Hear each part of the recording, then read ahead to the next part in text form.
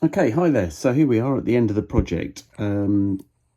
Excuse the fact that I'm hand holding the camera to try and show you the finished F-4C, the Wild Weasel, Zoukei-Mura one.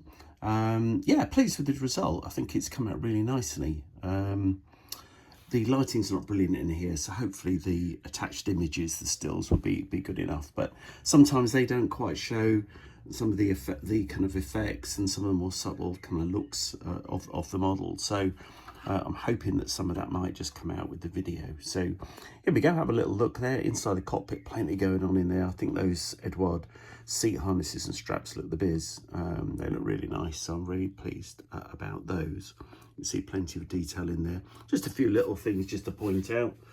A couple of little bits and bobs. Add a little bit of zinc chromate chipping to the sills here, just to add a little bit of colour. Trying to make sure that I've added things like the canopy hooks. You can probably just about see those in there. The mirrors as well, which are very significant on F4s. You just notice them really, I think. That's one of the things. Overall kind of weathering, I think, has come out okay. Pleased with that. These sort of scuff marks and things, all these down the side here, very typical of F4s, where the ground crews would slide down them to get onto the wings and then off. That travel pod, I think that's come out all right, actually. It's a bit of fun, really, to be honest. It's not wholly accurate, but it's close enough and typical of the sort of travel pods that, a representation of the travel pods that were carried on these Spangdahlem F-4C Wild Weasels. Other little bits and bobs around the airframe. Back end, yeah, pleased with that. I think the metallic areas have come out well. Tried to kind of recreate those well enough, mostly with graphite. Did replace the little sort of pitot antennae things on the leading edges of the fin. It just looked a little bit overscaled to me.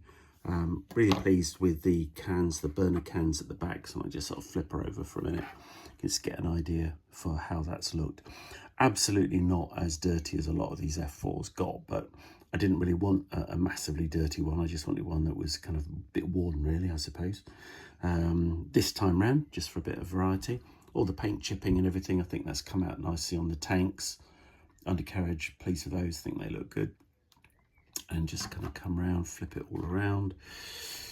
What we got on this side? Yeah, so things like these walkways here on the wings. Made sure that we got plenty of grub in there, and also again down the sides here. Bit of chipping, can't really see that very well, but a little bit of metal chipping on the leading edges of these intakes here. Quite often got that. Yeah, that's probably about it, really. So the 3 tanks underneath, and the travel pod was it. That was all I really wanted to create. So that's it. There we go. That's our Zoukei-Mura F-4C Wild Weasel. I hope you like it. I really enjoyed the build, as you probably have gathered from the full build in scalemodelingnow.com.